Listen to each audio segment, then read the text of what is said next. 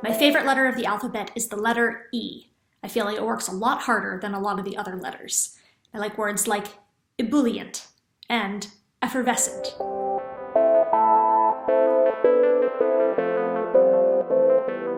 If I had to shelter in place with one literary character, I would shelter in place with Harriet from Harriet the Spy, because she has a really good imagination and likes to play imaginary games, and I think that she and I could have a lot of fun together and not get bored.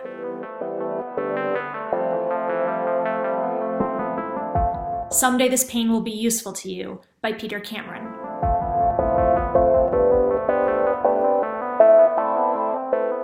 On my nightstand right now is The Heir Affair by Heather Cox and Jessica Morgan. It's the sequel to The Royal We, which I loved, so I was really excited to hear there was going to be a sequel. Animal that represents my habits as a writer is probably a hummingbird, which is to say, like, constantly in motion, but possibly not moving any closer towards any sort of goal.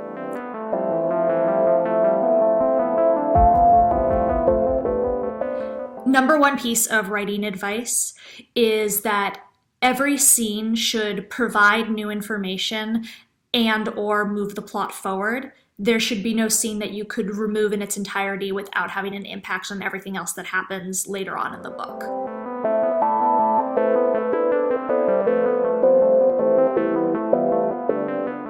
I was always reading for pleasure.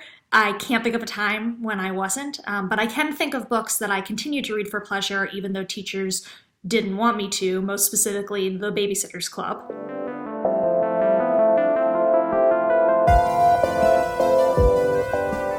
If I could live inside any story, I think I would like to live inside Barbara Cooney's book Miss Rumphius. She gets to travel the world and see all sorts of exciting things and then settle down by the seaside and be surrounded by flowers. It seems like a really beautiful way to live.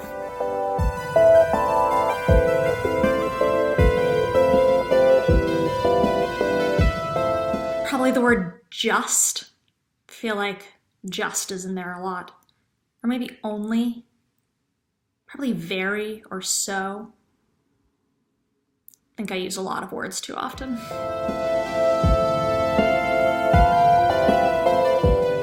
The Hero Is You, written by Kendra Levin. What makes it such a wonderful book is that it's not just about craft and what goes on the page, but is also about how you take care of yourself as a writer and how you give yourself not only a product that you feel good about, but a process that you feel good about too.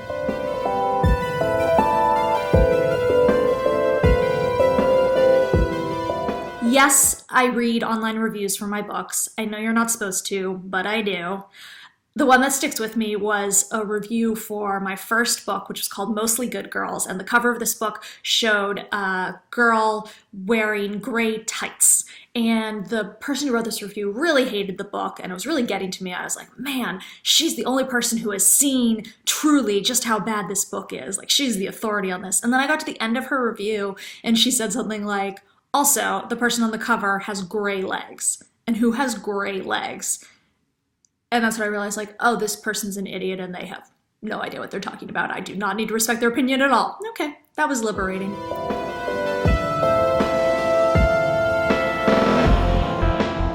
Sleeping. I really love to sleep. I'm a great sleeper.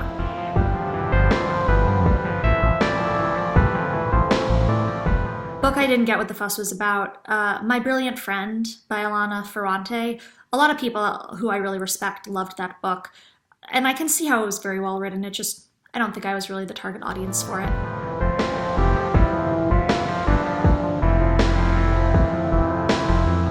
If I could ask these questions of any writer, it would be Connie Willis. Connie Willis is probably my favorite living writer. I just think she's so remarkable. I cannot say enough good things about her, and I think she's a genius, and I'd be fascinated in knowing everything about how her mind works.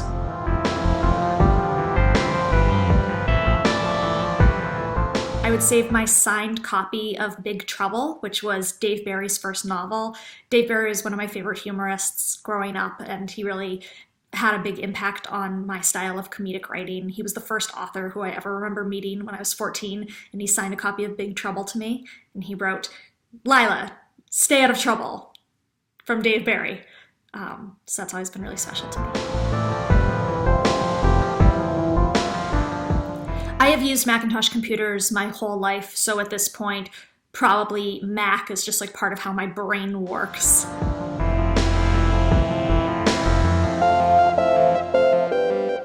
Book that I loved but didn't like the film adaptation is The Princess Bride. It's not that I hated the film adaptation of The Princess Bride. I have to be clear on that because I know a lot of people feel very passionately about that film. I liked the film, but I really loved the book, and I just didn't think the film was as good. It didn't really do it justice, and I'm sorry. I know people love it.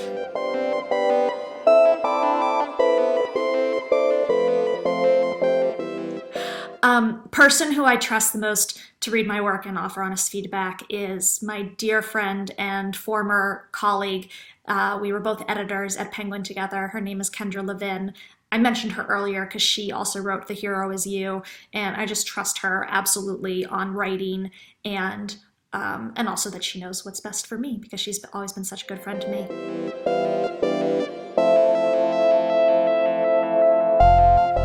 It is hard to know from the outside looking in at somebody else's career. I think often you only see the good parts, and it's easy to romanticize somebody else's life in any situation.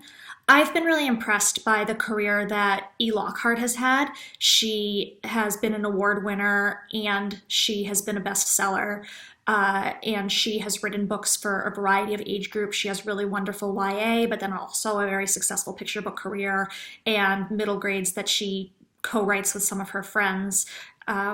It seems like she has the ability to do a lot of different things successfully, and I would like to be able to do that.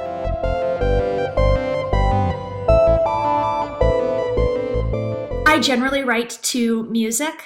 Often I'll write to a band called The Clientele. They have really beautiful, moody music. It's like it stirs up a lot of emotions in you, but also works as background music so you can focus on the words that you're writing.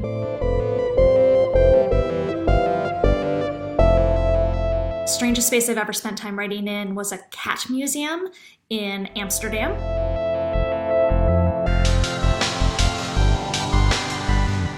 All of the keys on my keyboard are pretty worn out because I type using only 2 fingers, so I hit every key with equal intensity.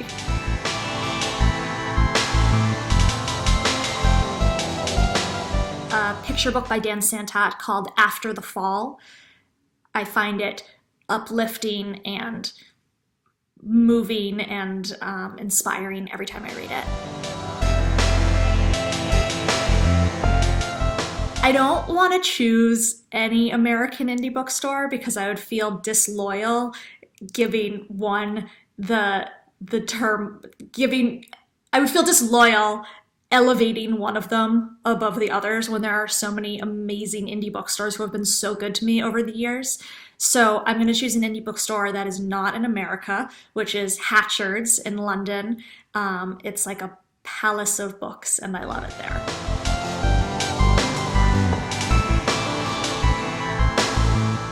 Probably acting. I did improv comedy when I was in college, and I really loved that. And it has a lot of the same elements that I like about writing, of playing pretend, basically, just kind of making up an imaginary world and then seeing what would happen there.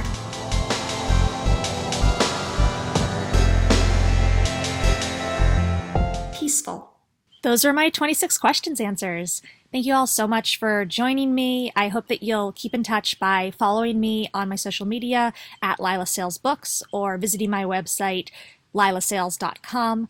And of course, by reading my books. My most recent book is called The Campaign, and I would love to share it with you. All right, have a good one.